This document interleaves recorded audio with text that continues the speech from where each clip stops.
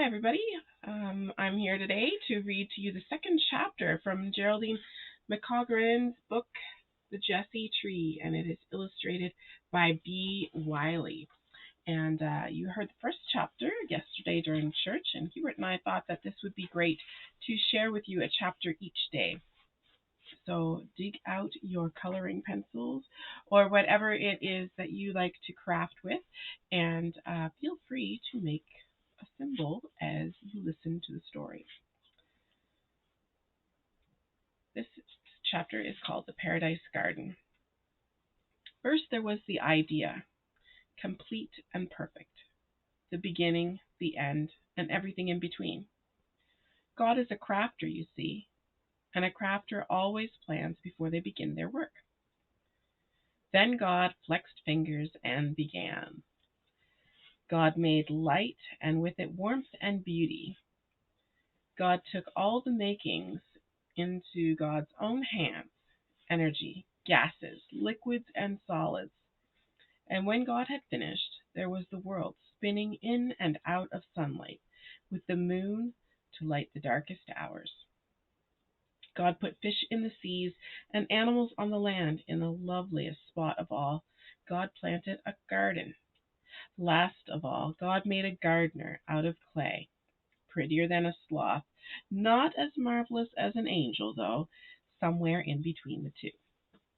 That was Adam, the first human. To keep Adam from being lonely, God took one of Adam's ribs, and from it God made Eve, smoother, softer, smaller. But in one special way, Adam and Eve were not like other animals.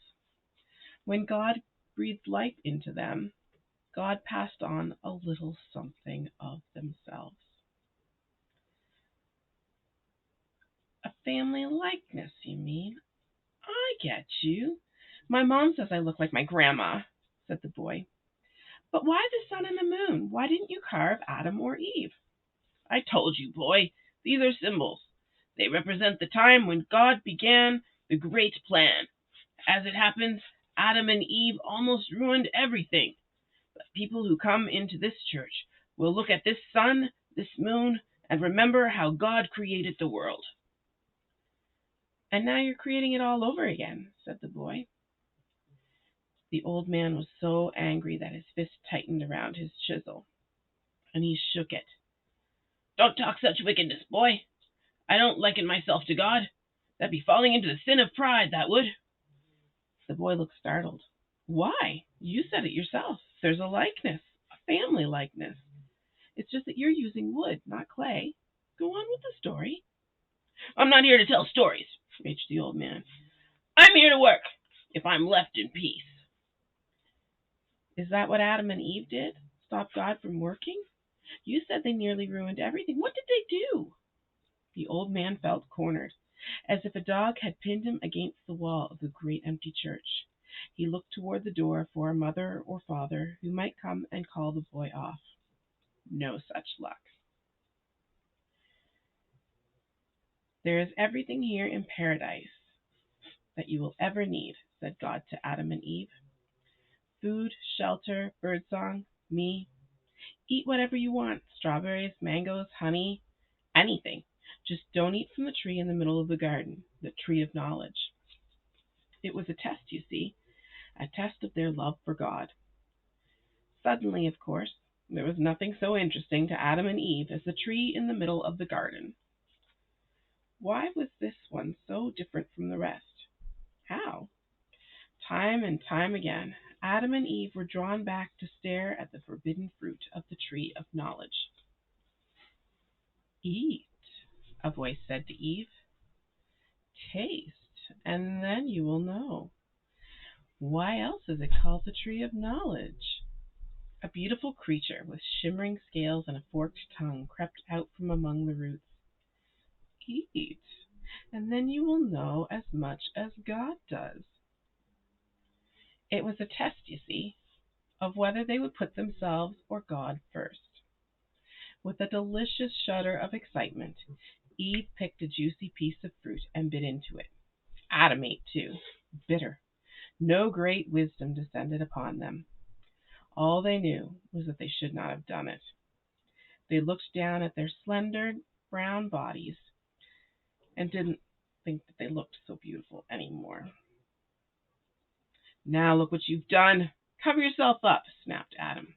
You too, complained Eve. God knew at once, of course. They could hide among the bushes, stitch clothing out of leaves, but God knew. Suddenly the birds in paradise sang out of key. "Why did you disobey me?" God asked sadly. "Now you will have to go. The garden can no longer offer you a home.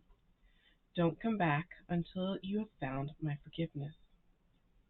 So Adam and Eve were driven out of the garden and began a long, hard journey that lasted all of their days and much longer.